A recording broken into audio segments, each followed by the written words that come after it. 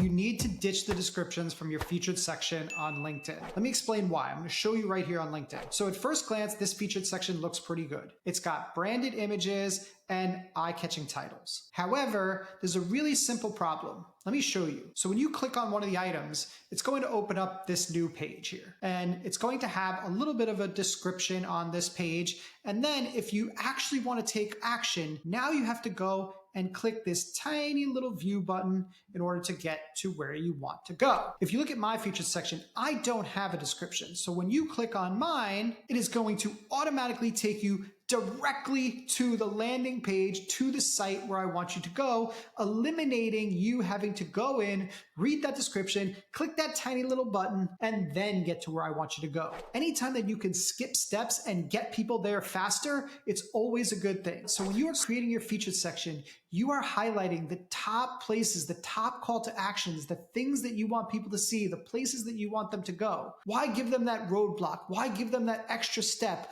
of having to go in and read that description? Just take them right there, and eliminating the description is exactly what does that. Now, if you want more tips to enhance your featured section, figure out some of the things that maybe you should put in there, I would highly suggest you check out my previous video. See ya.